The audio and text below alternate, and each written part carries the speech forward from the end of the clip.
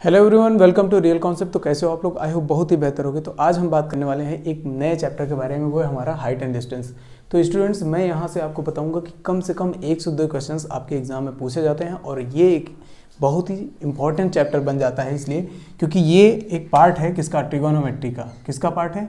Trigonometry का। तो 1 से 2 क्वेश्चन जो है कम से कम पूछे जाते हैं, तो यानी कि 5 से 10 नंबर आपके जो है कहीं नहीं गए हुए हैं। तो इसका मतलब है कि 5 से 10 नंबर कोई छोटी बात नहीं होती, बहुत बड़ी बात होती है। तो सिलेक्शन के लिए इतना तो इसको पढ़ना बनता है, और ये बहुत ही सिंपलेस्ट, यानी कि मान के चलो कि ये बहुत ही ईजीएस्ट फॉर्म है इस क्वेश्चन को सॉल्व करने का इसका। तो इसके बारे में मैं बता रहा हूँ, ध्यान से समझिए। इसमें 2 चीज़ें आपको पता होनी चाहिए। 2 चीज़ें आपको पता होनी चाहिए। पहली चीज़ आपको पता होनी चाहिए कि उन्नयन कोण क्या होता है।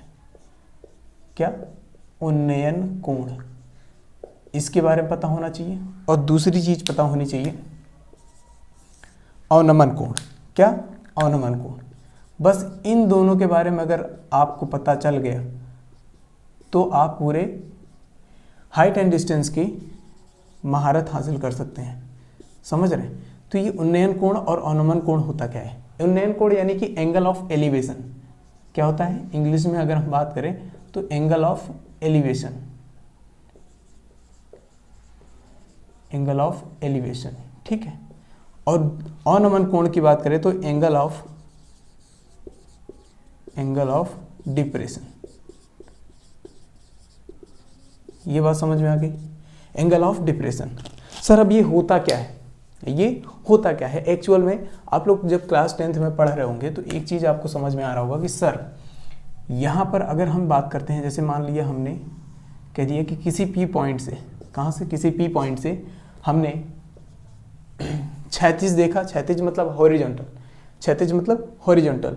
हमने सीधे देखा, एक बंदा यहाँ पर खड़ा हुआ है और ऐसे सीधे देख रहा है। समझ रहे हो? अब उसके बाद मैंने कहा कि वस्तु यहाँ पर क्यू पॉइंट पे, मैंने कहा क्यू पॉइंट पे आपका जो है वस्तु रखा गया है। यहाँ पर क्या है? वस्तु रखा गया है। अगर वस्तु यहाँ पर रखा गया है तो हमने कहा कि यहाँ से यहाँ तक देखने के लिए उसे, यहाँ से मतलब वो सीधे देख रहा है, उसके बाद यहाँ से जैसे वो ऊपर की ओर देखा, ऊपर की ओर देखना मतलब कि हम लोग क्या कर रहे हैं कि अगर ऐसे सीधे देख रहे हैं, ठीक है, और फिर उसके बाद जैसे हमने कहा कि भैया वस्तु ऊपर की ओर है तो सीधे ऊपर की ओर देखोगे, तो ये यहाँ से डायरेक्ट जो ये एंगल बना है ना, ये वाला जो एंगल बना है, ये मतलब यहाँ से नीचे से ऊपर की ओर जो एंगल बना है, इसी एंगल थीटा को हम क्या कहते हैं? उन्नयन कोण। क्या कह देते हैं इसको? इसी को हम कह देते हैं उन्नयन कोण। ये बात समझ में आ गया? इसी कोण को हम क्या कहते थे? उन्नयन। यहां तक बातें समझ में आ गई? बिल्कुल। अब बात करते हैं अवनमन कोण। अवनमन कोण का भी सीन कुछ ऐसा ही है कि यहां से हमने कहा कि भैया किसी पी पॉइंट से हम देख रहा है एक बंदा, ठीक है, हमने कहा एक्स यहाँ से देख रहा है, और वस्तु मैंने कहा कि भैया यहाँ पर एक पॉइंट है क्यों, तो यहाँ पर जब वो ऊपर से नीचे की ओर देखेगा तो वो हो जाता है हमारा क्या? अवनमन कोण। अवनमन कोण। ये बात समझ में आ गया? Angle of depression. यानी कि जब हम इस थीटा की बात करते हैं, जब हम नीचे की ओर देखते हैं, कोई भी वस्तु अगर नीचे रखी हुई तो आप सीधे देख रहे हैं, फिर उसके बाद नीचे देखेंगे तो ये हो जाएगा हमारा अवनमन कोण, और अगर ऊपर की ओर देख रहे हैं तो ये हो जाएगा उन्नयन कोण। अगर मैं इस दोनों को एक ही फिगर में अगर दिखाऊं आपको, दोनों को अगर मैं एक ही फिगर में दिखाऊं तो कुछ इस तरीके से दिखा सकता हूं। मैंने जैसे कहा कि ये मान लीजिए ट्रायंगल है, ठीक है, और फिर उसके बाद मैंने कहा कि एक बंदा यहाँ पर खड़ा है भैया, ठीक है, एक बंदा यहाँ पर खड़ा है और देख रहा है। अगर वो नीचे से ऊपर की ओर देखता है, नीचे से ऊपर की ओर देखता है, तो यहाँ से ये जो थीटा बनेगा ये वाला बन जाएगा उन्नयन कोण। ये वाला क्या बन जाएगा? उन्नयन कोण। उन्नयन कोण। और उसके बाद जैसे यहाँ से अगर यहाँ पर कोई बंदा खड़ा है, यहाँ पर कोई बंदा खड़ा है, उसके बाद वो यहाँ से ऊपर से नीचे की ओर देख रहा है, यानी कि यहाँ से इस वाले लाइन से नीचे की ओर, तो इस थीटा को हम क्या कह देंगे? अवनमन कोण। क्या कह देंगे? अवनमन कोण। बस इतना बात समझो कि ऊपर से नीचे की ओर अगर देख रहा है तो क्या होगा? अवनमन कोण, और नीचे से ऊपर की ओर देख रहा है तो क्या हो जाएगा? उन्नयन कोण। बस इतना आपको याद रखना है। अब सर इस पे जो क्वेश्चंस बनते हैं कैसे बनते हैं, मेन पॉइंट ये है, ठीक है। तो मैं आपको दिखा रहा हूँ, ध्यान से समझिएगा। जब मैं आपको क्वेश्चंस आपके सामने दिखाऊंगा तो आप लोग खुद कहोगे सर ये बहुत ही आसान था, और इसमें त्रिकोणमिति के कुछ बेसिक से रूल लगेंगे। बेसिक से रूल कैसे, मैं इसके बारे में थोड़ा सा आइडिया दे रहा हूँ आपको। जैसे मान लो मैंने कहा, एग्जाम्पल के तौर पे मैंने कह दिया कि एक वस्तु यहाँ से कुछ थीटा एंगल बनाती है, या फिर कुछ ऐसे, मैं बता रहा हूँ ध्यान से समझना, कि अगर ये थीटा एंगल बना रही है, ठीक है, मैंने कहा थीटा एंगल बना रही है, और यहाँ पर हमें 2-3 चीज़ें हैं। पहली बात तो ये हमारा पता है लंब, ठीक है, दूसरा आधार, तीसरा कर्ण, ठीक है। तो कभी भी इन तीनों में रिलेशन आपको पता है अच्छी तरीके से, इन तीनों का अनुपात क्या क्या होता है आपको पता है अच्छी तरीके से, मतलब इन दोनों, मतलब किसी न किसी का अनुपात तो कुछ होगा ना, जैसे साइन थीटा क्या हो जाएगा भैया, लंब बटे कर्ण, बिल्कुल लंब बटे कर्ण, यानी कि परपेंडिकुलर अपॉन हाइपोटेनियस, ठीक है। उसके बाद कॉस थीटा क्या हो जाएगा, cos theta base upon hypotenuse, base upon hypotenuse, यानी कि आधार बटे कर्ण, क्या हो जाएगा, आधार बटे कर्ण, ठीक है, आधार बटे कर्ण। उसके बाद वहीं पर हमारा टेन थीटा अगर हम बात कर ले, टेन थीटा क्या हो जाएगा हमारा, लंब बटे आधार, यानी कि परपेंडिकुलर अपॉन बेस, यानी कि इसका मतलब क्या होता है, लंब बटे आधार, क्या, लंब बटे आधार। तो अब मेन पॉइंट क्या है, मेन पॉइंट क्या है, हमें रिलेशन केवल इन्हीं तीनों में हमें केवल रिलेशन इन्हीं तीनों में देखना है, और इन्हीं तीनों में जहाँ रिलेशन आपको दिख जाएगा, जैसे कि एक देगा दूसरे को फाइंड आउट करना होगा, ठीक है। अगर एक देगा दूसरे को फाइंड आउट करना होगा, या फिर आपको थीटा दे दिया उसने, थीटा देने के बाद आपको कह देगा कि ये और ये दोनों फाइंड आउट करके बताओ, ये दोनों आपस, इन दोनों में क्या रिलेशन है ये बताओ। तो इस तरीके से आपसे सवाल पूछेगा, तो इसको आपको फाइंड आउट कैसे करना होगा। जैसे मान लो मैंने कहा कि थीटा, अगर मैंने कहा कि आपको किसी दो वस्तु, मतलब यहाँ पर दे दिया गया कि भैया एक मीनार है, मैंने एग्जाम्पल के तौर पर मैंने कहा एक मीनार है, क्या कह दिया, मैंने कहा एक मीनार है, मीनार जो है खड़ी है, ठीक है। उसके बाद यहाँ पर उससे कुछ मीटर दूरी पे मैंने कहा चलो 45 मीटर दूरी पर एक किसी बिंदु से वो 45 एंगल बना रहा है, क्या बना रहा है, 45 एंगल बना रहा है। तो अब बताइए कि मीनार की ऊंचाई क्या होगी, मीनार की ऊंचाई क्या होगी। मीनार की ऊंचाई के बारे में अगर आपको पता, यानी कि हाइट ऑफ ये ब्रिज, मतलब ये मीनार, ठीक है। आपको अगर मीनार की ऊंचाई के बारे में बात कर रहा है, मीनार की हाइट के बारे में बात कर रहा है, तो क्या करना होगा, आपको एक थीटा दे रखा है और एक बेस दे रखा है। तो अभी पूछा क्या है, एच पूछा है इसका, बिल्कुल हाइट पूछा है ना जी, मीनार की हाइट पूछा है। तो एच अगर पूछा है और ये दिया है और ये दिया है, तो आपको कौन सा रिलेशन याद आ रहा है, ध्यान से देखो, इन तीनों में कौन सा रिलेशन है जिसमें इनके बीच में रिलेशन हो, लंब और आधार के बीच में रिलेशन हो, कहाँ कौन सा आ रहा है भाई, टेन थीटा। तो हमने कहा भैया यहाँ पे सीधे सीधे हमने बोल दिया कि ten theta is equal to मीनार की ऊंचाई, बिल्कुल, एच अपॉन हमने कहा 45, बिल्कुल। तो ये टेन थीटा क्या था, थीटा की जगह हम क्या रख सकते थे, 45 रख सकते थे, बिल्कुल 45 रख लिया। हमने कहा कि भैया ये टेन थीटा, टेन 45 का वैल्यू कितना होता है, एक होता है, एक होता है ना। तो एक बराबर h बाई 45, समझ गए। तो h इज इक्वल टू, ये उधर जाएगा तो कितना आ जाएगा 45, यानी कि मीनार की ऊंचाई जो हुई थी इसकी इतनी मीटर थी। यहाँ तक बातें आपको समझ में आई, बस एग्जैक्टली यही रिलेशन आपको वहाँ पर क्या करना है, क्वेश्चन में सॉल्व करते हुए देखना है बस। और बड़ी से बड़ी क्वेश्चन बहुत ही आसानी से आपका इन्हीं तीनों रिलेशन से एकदम क्लियर हो जाएगा, कहीं भी आपको टेंशन लेने वाली बात नहीं होगी। समझ रहे हैं, यहाँ तक बातें क्लियर आ गई। चलो, तो अब मैं आपके सामने क्वेश्चन रख रहा हूँ एक एक करके। तो अब आप देख सकते हैं कि आपके सामने स्क्रीन पर एक क्वेश्चन आएगा और उस क्वेश्चन को मैं यहाँ पर पढ़ूंगा, उसके बाद आप बताना, क्वेश्चन भी बताना, ऑप्शन भी आप लोग क्लियर करना, और मैं यहाँ पर आपको क्वेश्चन सॉल्व करके दिखाऊंगा, ठीक है। तो पहला क्वेश्चन आपके सामने है, देखिए, सूर्य का उन्नयन कोण क्या होगा जबकि एक स्तंभ की परछाई उसकी ऊंचाई की √3 गुनी है। क्या कह रहा है सवाल, ध्यान से पढ़िएगा। कह रहा है सूर्य का उन्नयन कोण क्या होगा। हमसे पहला चीज क्या पूछा है, पहले क्वेश्चन में दिया क्या गया है, क्या दिया है, क्या गिवन है, गिवन क्या है भाई, गिवन ये है कि उन्नयन कोण पूछा है। क्या कह रहा है, उन्नयन कोण पूछा है, यानी कि angle of angle of elevation, elevation जो है आपसे पूछा है, ठीक है। हमने कहा चलो थीटा आप बता दो हमें, ठीक है। एंगल ऑफ एलिवेशन पूछा है और कहता है कि जबकि एक स्तंभ की परछाई उसके ऊंचाई की √3 गुनी है। मैंने कहा कि एक स्तंभ है, एक स्तंभ, ठीक है, कॉलम है यहाँ पे, और फिर उसके बाद इसकी ऊंचाई हमें पता है नहीं तो हमने मान लिया, ठीक है। और वो कहता है कि इसकी ऊंचाई की जो परछाई है, जो परछाई है, परछाई मतलब शैडो, ठीक है, जो ये शैडो है वो कितनी हो गई भैया, h इंटू √3 गुनी है। 3 गुनी है ना, गुनी का मतलब क्या हो गया, मल्टीप्लाई, बिल्कुल। तो हमने कहा h इंटू √3। तो अब उसके बाद हमने कह दिया कि इसके बीच में जो एंगल था वही हमें फाइंड आउट करना है, यही थीटा हमें पता करना है। अब ये थीटा पता करना है तो हमें पता है यहाँ पर h √3 थीटा। क्या वही सवाल ध्यान से नहीं, क्या वही सवाल नहीं आ गया फिर से जो अभी मैंने बताया? क्या उसी टाइप का सवाल नहीं आ गया? बिल्कुल आ गया सर। तो क्या कहोगे आप? कहोगे भैया tan theta is equal to लंब बटे आधार यानी कि परपेंडिकुलर अपॉन बेस, तो ये हो जाएगा h √3 एग्जैक्टली। तो हमने कहा h से h गया, ये क्या आ गया 1/√3। तो अब बताओ कि tan के पैरामीटर में यानी कि tan में आप देखोगे कि कौन से एंगल पे इसका वैल्यू 1/√3 आता है। अगर आपको याद होगा तो tan theta is equal to 1/√3 कहाँ आता है, tan 30 पे। किस पे आता है, tan 30 पे। तो हमने कहा भैया यहाँ से जो tan और tan है कैंसिल हो गया, बिल्कुल tan और tan कैंसिल हो गया। हमने कहा theta is equal to 30 degree.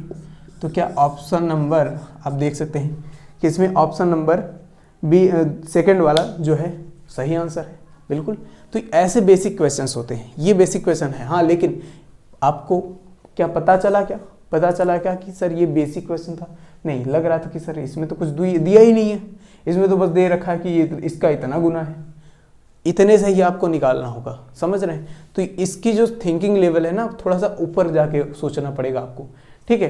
हालांकि त्रिकोणमिति की जो मैंने कही थी शुरू में ही कही थी कि भाई इसका उपयोग होता कहाँ है, इसका उपयोग होता है हमारा किसी भी दूरी को नापने के लिए होता है। इसीलिए तो लास्ट में आपको पढ़ाया जाता है कि इसका एक्चुअल में अनुप्रयोग क्या है, उसका एक्चुअल में यूज़ क्या है त्रिकोणमिति का, वही आपको बताया जाता है कि भैया height and distance, height and distance ऊंचाई और दूरी नापने के लिए होता है। मेन पॉइंट समझ में आ गया बस। तो अब चलते हैं नेक्स्ट क्वेश्चन पे, ठीक है। नेक्स्ट क्वेश्चन आपके स्क्रीन पर आएगा, ठीक है, आप उसको पढ़िए, आप उसको पढ़िए। सेकेंड क्वेश्चन के बारे में बात करते हैं। तो ये क्वेश्चन क्या कह रहा है, सेकेंड वाला कह रहा है कि एक खंबे की परछाई की लंबाई, कह रहा है एक खंबे की परछाई की लंबाई 60 मीटर अधिक पाई जाती है जब, कहता है कि 60 मीटर अधिक पाई जाती है जब सूर्य की ऊंचाई 45 की अपेक्षा 30 हो। कितना कह रहा है कि हमने कहा कि हमने कहा ये हो गया लाइन, ठीक है। अब ये कहता है कि यहाँ पर हमने कहा कि यहाँ पर यहाँ पर सूर्य यहाँ पर कहीं है, बिल्कुल सूर्य यहाँ पर कहीं है। अब उसके बाद यहाँ से जो इसकी खंबे की मतलब इस खंबे की जो है इस खंबे की परछाई जो है कितना बना रही है, 45 एंगल। कितना बना रही जी, 45 एंगल, समझ गए। इसकी जो परछाई है, ठीक है, इसकी जो परछाई है कितना बना रही है, 45 एंगल। अब कुछ देर बाद जो है, एक सेकेंड, क्या कहता है कि जब सूर्य की ऊंचाई 45 की अपेक्षा 30 हो जाती है, तो हमने क्या कहा, हमने कहा कि भैया अगर वो कुछ देर बाद नीचे आ जाती है, क्या होती है, नीचे आ जाती है, तो क्या अब यहाँ से जो इसकी ऊंचाई होगी, थोड़ा सा और ऊपर कर देता हूँ, इसको सही से बनाता हूँ तब, क्योंकि यहाँ पर ना जो चीज़ बनाने वाली बात होती है यही मेन पॉइंट है। अगर आप ढंग से बना ले गए तो आपका काम बन जाएगा। जैसे देखो, मैंने कहा कि अगर सूर्य कहाँ है, यहाँ पर है, कहाँ है, यहाँ पर है। मैंने कहा इसकी जो है जो एंगल बनी, मैंने कहा यहाँ पर बन गई कितनी, 45, यहाँ पर बन गई 45। थोड़ा सा और नीचे आया, नीचे आने के बाद जो उसका एंगल बना वो कितना बन गया, भाई, वो बन गया 30। कितना बन गया, 30।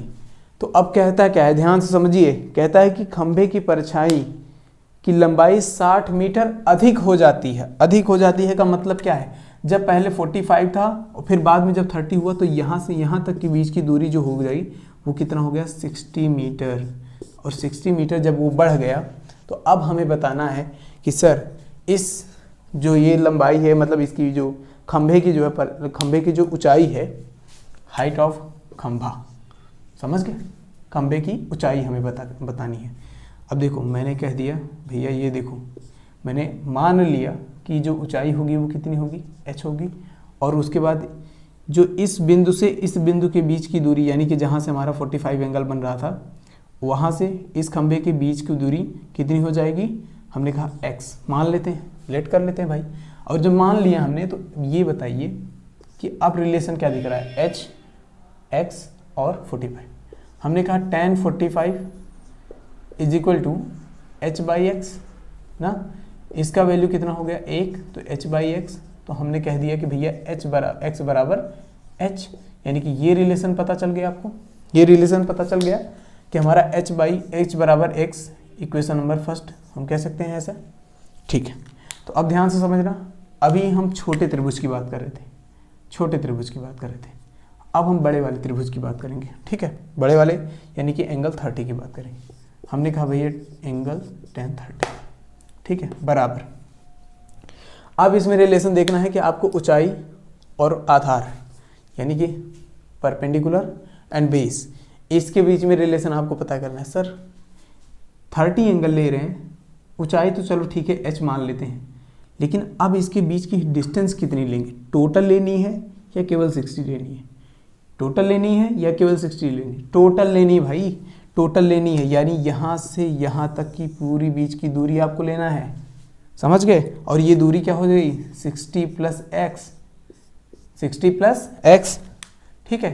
तो हमने कह दिया कि h divided by 60 plus x.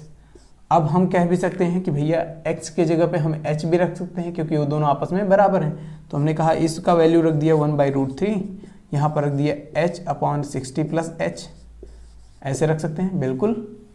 अब रख सकते हैं तो क्रॉस मल्टीप्लाई कर दिया, क्रॉस मल्टीप्लाई कर दिया तो हो गया ये हमारा h 60 plus h is equal to h√3, यहाँ तक हो गया।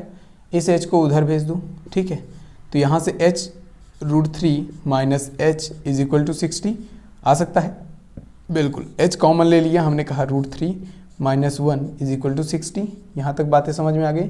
तो अब आगे समझिए, हमने कहा कि h बराबर इस √3 माइनस 1 को उधर भेजो तो 60 अपॉन √3 माइनस 1 एक ब्रैकेट में।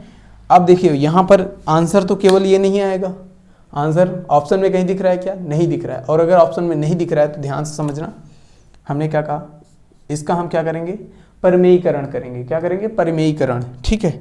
तो हमने कहा इसके परिमेयीकरण करने का मतलब क्या है कि इसके कॉन्जुगेट से ऊपर नीचे दोनों में मल्टीप्लाई करेंगे, ठीक है। संयुग्मी से हम क्या करेंगे, ऊपर नीचे मल्टीप्लाई करेंगे। सर इस संयुग्मी क्या होता है, कुछ नहीं, बस इतना समझ लो कि जहाँ यहाँ अगर माइनस है तो प्लस से, मतलब माइनस को प्लस बना के ऊपर नीचे मल्टीप्लाई कर दूँ, ठीक है। अगर प्लस होता तो माइनस कर देते हैं, समझ गए, ऊपर नीचे मल्टीप्लाई कर दिए, कोई फ़र्क पड़ा क्या इस पर, नहीं। तो अब ध्यान से समझना, हमने कहा 60 ब्रैकेट में √3 plus 1 divided by a plus a minus b a plus b, a minus b a plus b का फॉर्मूला आपको पता है, a plus b a minus b is equal to a square minus b square, बिल्कुल। तो a square यानी कितना हो जाएगा, 3 हो जाएगा, 3 माइनस बी स्क्वायर 1 का स्क्वायर 1, बिल्कुल। तो आ गया कितना जी, ये आ गया 60 ब्रैकेट में √3 प्लस 1 डिवाइडेड बाई 2, और 2 से यहाँ कैंसिल आउट हुआ तो कितनी बार गया, 30 टाइम्स, तो ये आ गया 30 ब्रैकेट में √3 प्लस 1। तो ये हो गया आपका राइट आंसर। क्या हो गया, ये राइट आंसर हो गया। तो ऑप्शन नंबर कौन सा है जी, ये ऑप्शन नंबर जो है आपका बी नंबर, यानी कि सेकंड नंबर आपका सही ऑप्शन है। बिल्कुल क्लियर हुआ, सारी बातें क्लियर हो रही है धीरे धीरे।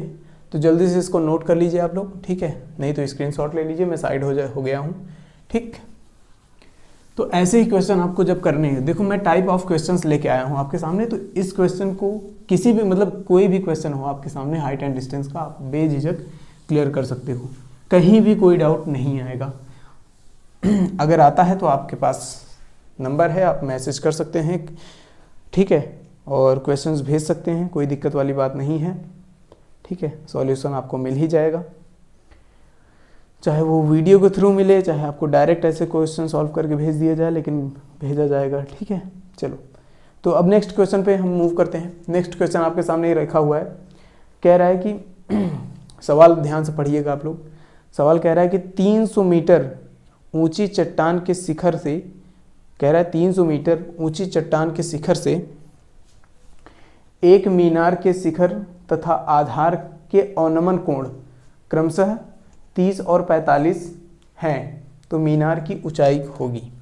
देखो कहता क्या है, ध्यान से समझिए, क्वेश्चन को समझने का तरीका होना चाहिए। कहता है कि एक, मैंने कहा कि एक हमारे पास चट्टान है जिसकी ऊंचाई कितनी है भैया, 300 मीटर दिया गया है, बिल्कुल। अब कहता है कि उसी के सामने एक और मीनार है, उसी के सामने एक और मीनार है। अब कहता है कि जो इस चट्टान से मीनार का और के शिखर, किसके, मीनार के शिखर, उसका शिखर ये है, बिल्कुल, टॉप ये है और बॉटम ये है, बिल्कुल, बॉटम ये है। टॉप और बॉटम में क्या कह रहा है, कह रहा है कि एंगल ऑफ डिप्रेशन, क्या कह रहे हैं, एंगल ऑफ डिप्रेशन यहाँ से और यहाँ से, इसका एंगल और इसका एंगल कितना कितना दे रहा है भाई, ये दे रहा है 45, कितना दे रहा है, हाँ 30 एंड 45, 30 एंड 45। कहता है कि ये वाला एंगल जो है ये है 30 और ये वाला एंगल जो है वो है 45। समझ गए? अगर ये 30 है और ये 45 है तो इसका मतलब है, तो अब हमें क्या करना है, इसकी ऊंचाई ज्ञात करनी है, मीनार की ऊंचाई ज्ञात करनी है। क्या करनी है, मीनार की ऊंचाई ज्ञात करनी है। तो कैसे करोगे आप लोग, ध्यान से समझिएगा, इस क्वेश्चन को सॉल्व कैसे करोगे, ध्यान से समझना। क्वेश्चन को सॉल्व करने का तरीका बहुत बढ़िया है। क्या है सर, पहले एक काम करते हैं, हम इसको मान लेते हैं, लेट कर लेते हैं कि इनके बीच की दूरी कितनी है, x मीटर, ठीक है, x मीटर है। तो अब हमें क्या पता है, हमें हाइट पता है, इस त्रिभुज इस बड़े वाले त्रिभुज के बारे में पता है ना, बस बहुत बढ़िया। अगर ये पता है तो फिर कहानी ख़त्म हो जाती है यहीं पे। आ जाओ, हमने कहा भैया tan 45 is equal to 300 divided by क्या हो जाएगा हमारा x। तो x का वैल्यू क्या हो जाएगा 300, क्योंकि tan 45 का वैल्यू कितना हो जाता है 1। समझ गए? तो ये हो गया हमारा कितना, 300 मीटर। कितना हो गया, 300 मीटर। समझ गए? अब इतना जब ये 300 मीटर आ गया तो क्या ये यहाँ से यहाँ तक के बीच की दूरी और यहाँ से यहाँ तक के बीच की दूरी क्या वही नहीं रहेगी, सेम टू सेम? मतलब यहाँ से यहाँ तक के बीच की दूरी क्या 300 मीटर ही नहीं रहेगी? बिल्कुल रहेगी। और जब ये हमें पता है और ये हमें अभी भी नहीं पता है, ध्यान समझना, यहाँ से यहाँ तक की हाइट कितनी है, इसके बराबर है h के। तो हमने कह दिया कि यहाँ से यहाँ तक की हाइट h है और ये टोटल कितना है, 300 है। टोटल कितना है, 300 मीटर है। यहाँ से यहाँ तक की हाइट कितनी है, h है। तो एक काम करते हैं, अगर ये वाली हाइट हमें पता करनी है तो हम 300 में से h माइनस कर सकते हैं। तो हमने कहा 300 माइनस h कर दिए, तो ये हो गया हमारा यहाँ से यहाँ तक की हाइट हो गई। बिल्कुल, अगर यहाँ से यहाँ तक की हाइट हो गई तो हमें हाइट पता है, बेस पता है, एंगल पता है, तो हम क्या फिर वही फार्मूला लगा सकते हैं। बिल्कुल, हमने कहा tan 30 इज इक्वल टू क्या कहा, 300 minus h upon divided by कितना हो गया भैया, 300। अब बताओ 1/√3, 1/√3 और उसके बाद ये हो जाएगा 300। आपको वैल्यू पता होनी चाहिए और बेसिक से अनुपात पता होना चाहिए, बस और कुछ नहीं। इतना पता हो जाएगा तो फिर आप महारत हासिल कर सकते हो। देखो फिर क्रॉस मल्टीप्लाई, हमने कहा 300 बराबर ये हो जाएगा 300 माइनस h अगले ब्रैकेट में √3। ठीक है, तो हमने कहा मल्टीप्लाई कर दो, मल्टीप्लाई करोगे, ठीक। हमने कहा 300 बराबर 300 √3 माइनस h √3। यहाँ तक बातें समझ में आ गई। अब क्या करना है, 300 वाले को इधर भेज दो।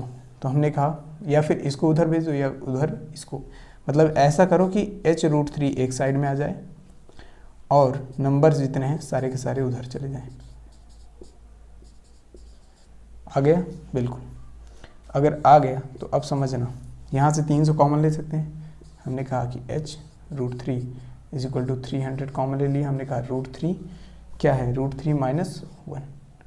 अब यहाँ पर h कह दिया, क्या हो गया? ये 300 √3 माइनस 1 डिवाइडेड बाई √3। अब मेन पॉइंट क्या है, ध्यान से समझना। हमें नीचे कुछ नहीं चाहिए, हमें एग्जामिनर हमारा क्या कहता है, क्वेश्चन तो आंसर तो ये भी हो सकता है, ये भी हो सकता है ना, लेकिन एग्जामिनर हमेशा क्या कहता है कि हमें नीचे यानी कि इसके डिनोमिनेटर में, हर में कुछ नहीं चाहिए। और कुछ नहीं चाहिए तो उसके लिए हमें इसको हटाना पड़ेगा। इसको हटाने के लिए हमें क्या करना पड़ेगा? ऊपर नीचे √3 से मल्टीप्लाई करना पड़ेगा। क्यों सर? क्योंकि अगर हम यहाँ से √3 से मल्टीप्लाई करते हैं तो √3 इंटू √3 कितना हो गया? 3 हो गया। तो 3 से 300 कट सकता है, बिल्कुल कट सकता है। हमने कह दिया, हमने क्या कहा? हमने कहा h इज इक्वल टू, ये हो जाएगा 3 और 3 से 100 टाइम्स जाएगा तो हो गया 100। इसका अंदर मल्टीप्लाई करोगे तो हो जाएगा 3 माइनस √3। तो ऑप्शन नंबर कौन सा है जी? ऑप्शन नंबर कौन सा है ये? ऑप्शन नंबर यहाँ पर आपको दिया गया है पहला वाला कि 100 ब्रैकेट में 3 minus √3 is the right answer. समझ गए? तो इस प्रकार से आपके सामने क्वेश्चंस आएंगे और ये बहुत ही डिफ़िकल्ट नहीं है, बहुत ही आसान है। बस ये है कि मुझे यहाँ पर आपको समझाने में, यहाँ दिखाने में आपको थोड़ा समय लग रहा है, लेकिन मैं अगर बताऊँ कि ये क्वेश्चन बहुत ही आसान है, मुश्किल से अगर आप कोशिश करोगे तो 1 मिनट में बड़े आसानी से आप इसको सॉल्व कर सकते हो। 1 मिनट से ज़्यादा नहीं का टाइम नहीं है इसमें, ठीक है? क्योंकि आप देखो क्वेश्चन जो है बहुत जगह सरल आते हैं, बहुत जगह कठिन आते हैं। तो ये मान के चलो कि ये आपको थोड़ा सा लेंदी है, लेंदी लगता है थोड़ा, लेकिन लेंदी है नहीं एक्चुअल में। बस थोड़ा सा ये है कि प्रॉब्लम क्रिएट कर सकता है आपके लिए अगर आपकी प्रैक्टिस नहीं रहेगी तो। समझ रहे हो? प्रॉब्लम क्रिएट कर सकता है अगर आपकी प्रैक्टिस नहीं रहेगी तो। चलो नेक्स्ट क्वेश्चन आपके सामने है। नेक्स्ट क्वेश्चन है आपके सामने, ठीक है? तो इस क्वेश्चन को आप करके दिखाइए, साथ के साथ हम भी करेंगे। और ये आपके लिए एक तरीके का बहुत ही बढ़िया क्वेश्चन है और ये कई बार पूछा भी गया है। जब पेपर कहते हैं ना टफ बनता है, तो हमेशा ये आपके एग्ज़ाम में पूछा ही गया होता है। समझ गए? इसके साथ के साथ मेन पॉइंट क्या है कि मैं आज आपको होमवर्क भी दूंगा, ठीक है? होमवर्क भी दूंगा। तो ये जो क्वेश्चन है इसको सॉल्व करने के बाद चार क्वेश्चन कम से कम मैं आपको होमवर्क दूंगा ताकि आप लोग प्रैक्टिस करें और बहुत ही बेहतर इस पर रिजल्ट पा लें, ठीक है? चलो ठीक है, क्वेश्चन क्या कहता है ध्यान समझिए। पृथ्वी से 1500 मीटर ऊंचाई पर क्षैतिज दिशा में उड़ते हुए एक वायुयान को भूतल के किसी बिंदु से देखा गया और उन्नयन कोण 45 डिग्री मिला, जो कि 5 सेकंड बाद 60 डिग्री हो गया। वायुयान का वेग मीटर प्रति सेकंड बताइए। चलो ठीक है, मैं समझ गया। सवाल इस प्रकार का है, कहता है कि एक वायुयान जो है 1500 मीटर, कितना? 1500 मीटर की ऊंचाई पे उड़ रहा है, ठीक? अब ये इनके बीच कहता है कि ये कितने से, पृथ्वी से 1500 मीटर की ऊंचाई पे उड़ रहा है। तो अब ये कहता है कि जब हम किसी एक बिंदु से, हम कहते हैं किसी एक बिंदु से हम इसका अगर एंगल देखते हैं तो ये बन जाता है कितना भैया? 45 एंगल, कितना? 45 डिग्री, ठीक है? आफ्टर 5 सेकेंड, मतलब 5 सेकेंड बाद वो आगे बढ़ रहा है, तो 5 सेकेंड बाद यहाँ आ गया, यहाँ पर आ गया हमारा जो प्लेन था, ठीक है? वो यहाँ पर आया और उसके बाद फिर यहाँ से उसी बिंदु से हमने एंगल नापा, उसी बिंदु से हमने एंगल नाप लिया। और जब उस बिंदु से हमने एंगल नाप लिया तो हमारा क्या हो गया? एंगल बढ़ के 60 डिग्री हो गया। कितना हो गया भैया? 60 डिग्री, ठीक है? अगर 60 डिग्री हो गया है तो अब समझने वाली बात क्या है, ध्यान से समझना कि हाइट तो वही रहेगी 1500 मीटर, हाँ? बस यहाँ से यहाँ तक की बीच की दूरी, ठीक है? यहाँ से यहाँ तक की दूरी उसने कितने सेकंड में नापी? भैया 5 सेकंड में। कितने सेकंड में? 5 सेकंड में यहाँ से यहाँ तक की दूरी तय कर लिया है। अब यहाँ से यहाँ तक की दूरी पहले नाप लेते हैं कि इस बिंदु से इस वायुयान की पहली स्थान जहाँ पर वो था उसके इसके बीच की दूरी कितनी है। तो इसको नापने के लिए हमने इसको क्या कर लिया, हमने लेट कर लिया, मान लिया x हो गया, ठीक है। अब समझने वाली बात क्या है, मैं कहता हूँ कि 45 एंगल है और वो बड़ा वाला हमारा क्या हो गया 1500 मीटर, तो हमने कहा ये हमारा हो गया 10 45 is equal to 1500 divided by x। तो x का वैल्यू कितना आ जाएगा 1500, इतना मीटर आ गया, बिल्कुल। अब यहाँ से यहाँ तक की दूरी कितनी है जी 1500 मीटर, ठीक है। तो अब मेन पॉइंट क्या है, अब हम मान लेते हैं अगर यहाँ से यहाँ तक की बीच की दूरी कितनी है x, तो हम यहाँ से यहाँ तक की बीच की दूरी भी मान सकते हैं, बिल्कुल। ये कर लेते हैं हमने कहा ये हो गया हमारा y, कितना y मीटर पे। तो चलो यही लागे इसका भी निकाल लेते हैं दूसरी वाली। हमने कहा tan 60 is equal to 1500 divided by y, ठीक है। तो y का वैल्यू निकल के आ जाएगा, कितना आ जाएगा भाई, देखो tan 60 का वैल्यू कितना हो गया √3, 1500 अपॉन y। हमने कहा क्रॉस इधर, इसको उधर ले जाओ, इसको इधर लेके आओ, तो ये हो जाएगा कितना y इज इक्वल टू 1500 अपॉन √3।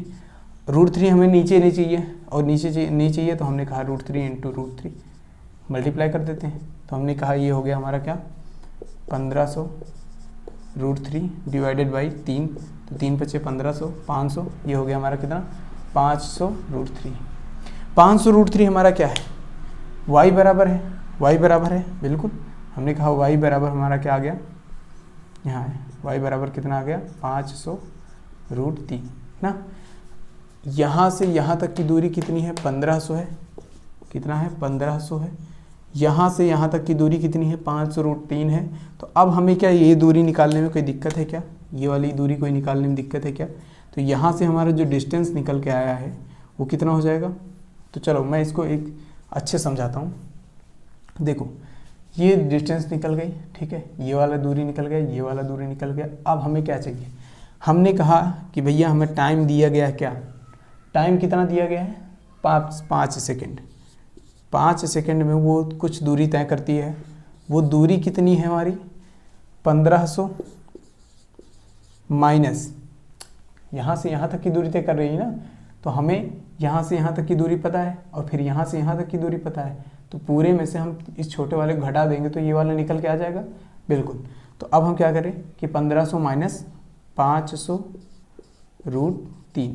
तो अब हम यहाँ क्या किए 500 इसमें से कॉमन ले लिए, तो 500 बाहर आ गया, तो ये हो गया हमारा 3 माइनस √3, ये आ गया।